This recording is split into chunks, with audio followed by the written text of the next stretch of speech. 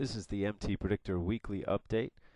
I've got the daily chart of the YM, the Dow futures contract here. And this is the area that we had projected. In fact, I can do it again for you here. We're going to use our decision point tool. And you see the market did come right up into this decision point area and consolidated. What we were looking for here, we know, obviously you see the trend is long. The trend is your friend. Okay, until that changes, you know, long side is okay. What we do know is that the internals of the market, signaled by our Hindenburg Omen, is unhealthy. Does that mean that the Fed and the Treasury can't do their best to prop the market up and continue to push things higher? No, but we do have to be aware, that things could change quickly. But the trend is up. Now we've come into this decision point area. This is an area, we call it a decision point for a reason, because the market needs to make a decision in this area. Either it's going to fail or it's going to continue. And we're going to get we'll call it a decision point continuation type trade. In other words, the trend will continue higher.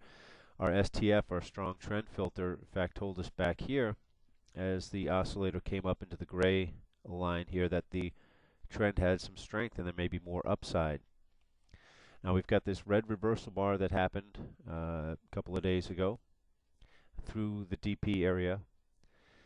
What we'd look for next is to get a close above the high of this this particular day's bar. This was back on the 7th. So we'd need a close above this 10,974. And then whatever the high is the day it closes above that, to see that area get taken out.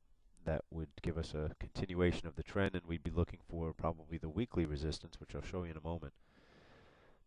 And so at the moment today we've hit some decision point resistance on the 15-minute. We've got a very small range so far today, only about a 50-point range or so, which is tiny. So let's just take a look next at the weekly chart. Okay, now here's the weekly chart of this is the Dow, the Dow cash here. And again, here was our we had 5 waves up here into the minimum wave 5 resistance, and we had a DP, which potential signal of the end of trend here. Now, I'm going to take that off here for a second. Now you can see the market has come up. We haven't taken this DP out, so really all this means, it doesn't really mean anything until they can take this area out. If they can take this area out, in fact, let me just project a DP off of this DP. Here's the swing high on the weekly here. Okay, here's the next big area of, or decision point area in the weekly chart. So if this gets taken out, we'll look for this area, which begins around the 11,500 area. And you can see, if I kind of go back in time here, it coincides with this prior area of supply. So if the high is in and this holds, in fact, let's just look at the last pattern on the chart here. So we got a little ABC pattern, which is typical after a DP. You get this ABC pattern happening. We're into the typical wave C resistance area here on the weekly chart. So we'll see if we get some pullback from here. Obviously the momentum is still to the upside here, though the trend, the bigger trend, the monthly trend has not turned to the positive side yet.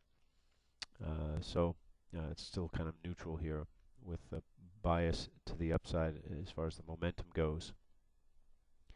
But if they can take this prior area out, that would be significant, though we'd have this decision point area, this prior area of supply here, and then we'd have to see if that area gets taken out, or if they trap those taking the breakout of this prior DP, if they get trapped up in here, and that's when we see a significant correction.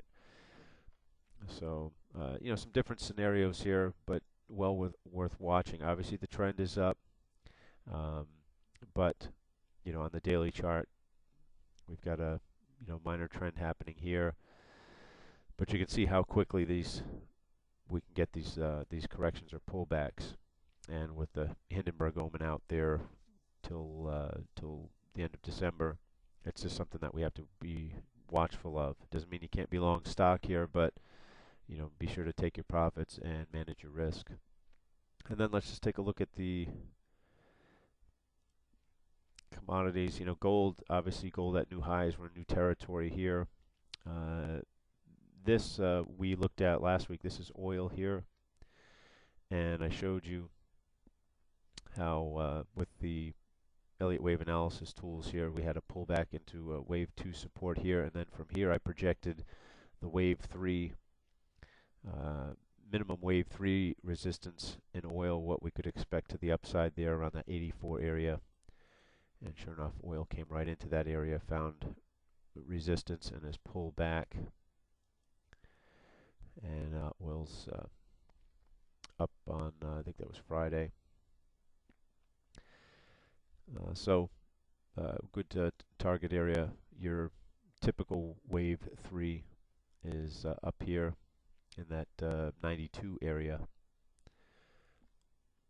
So we'll see if this area gets taken out or it holds, and we'll see how far the pullback goes in here. In fact, we can probably project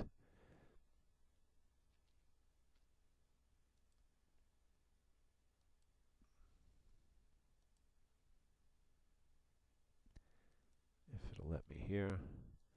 This could be potentially the wave 4 support area.